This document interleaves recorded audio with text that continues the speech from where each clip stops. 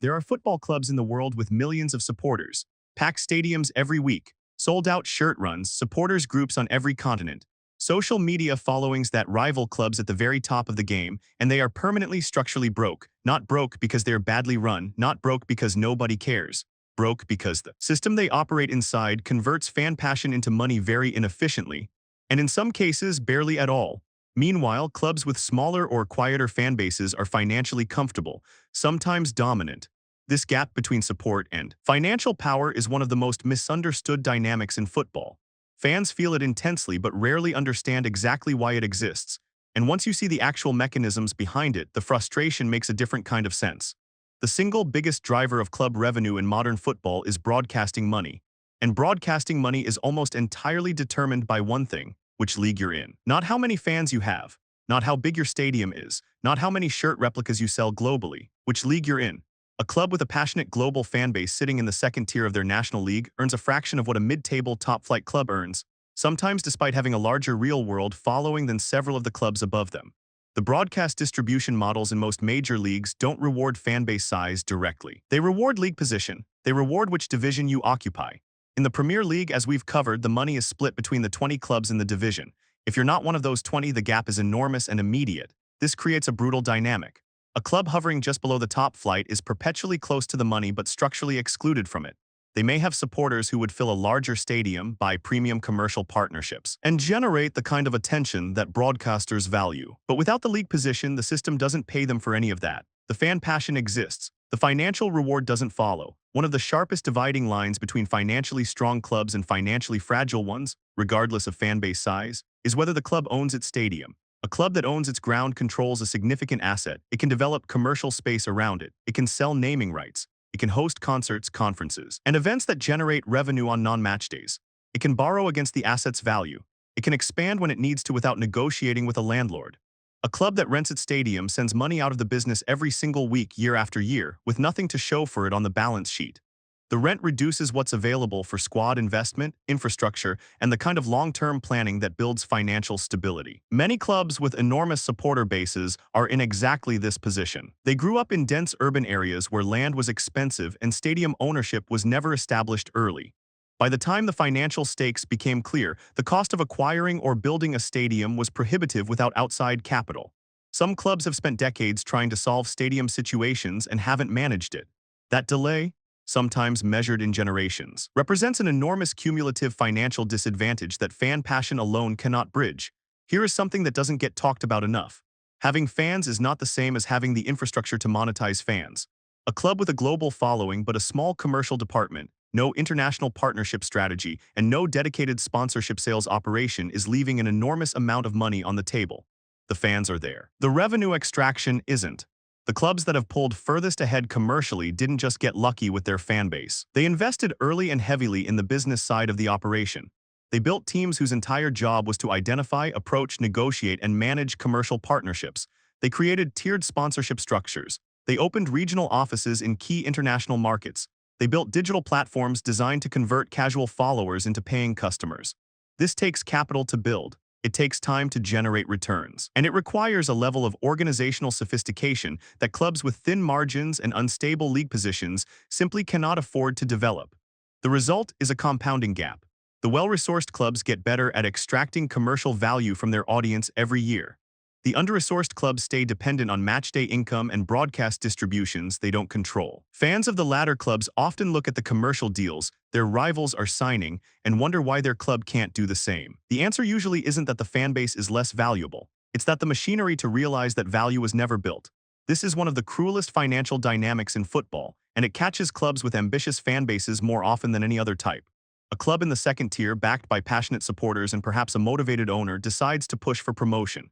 They invest in the squad. They raise wages to attract better players. They spend on coaching staff and facilities. The fan base responds. Attendances go up. The atmosphere is electric. They get promoted, and then the real pressure begins. In the top flight, the standard of squad required to survive is significantly higher than the standard required to win promotion. The club now needs to spend again, on top of the wages already committed, to have any realistic chance of staying up. If they survive, the broadcast revenue justifies the risk. If they go down, they are now a relegated club with a wage bill built for a higher division, parachute payments that help but don't fully cover the gap, and a squad that may be too expensive to keep and not good enough to bounce straight back up. Some clubs have yo-yoed through this cycle for years. Each promotion attempt leaves a residue of financial commitment. Each relegation makes the next attempt slightly harder. The fan base stays loyal. The financial position quietly deteriorates. The trap isn't stupidity. It's a rational gamble that the system makes very difficult to win sustainably without significant outside capital. Not all owners are the same, and the type of ownership a club attracts has a profound effect on whether fan support translates into financial strength. Some clubs are attractive to owners with genuine long-term commercial ambitions. The fan base is large, the brand has potential, and the right investment could build something that generates real returns over time. These clubs tend to attract owners willing to invest in infrastructure, commercial departments, and the kind of patient development that compounds. Other clubs attract owners who see a community asset rather than a commercial opportunity. They may be local business people who care about the club but don't have the capital or the appetite to transform it. They keep the lights on. They don't lose the club, but they don't build it either. And some clubs attract owners looking for something else entirely. Profile, local influence, a vanity project. These owners can be genuinely damaging. They may make decisions based on personal preference rather than financial logic. They may underfund departments that don't interest them. And when they eventually leave, they often leave behind a club in worse shape than they found it. The size of the fan base doesn't determine which type of owner shows up. Geography, league position, stadium situation, debt load. These factors shape who is interested and on what terms. A club with 1 million passionate supporters in the wrong city, in the wrong division, with a complicated stadium lease and historical debt can sit on the market for years without attracting the kind of capital that would actually change its trajectory. Some clubs are not just financially limited, they are financially anchored.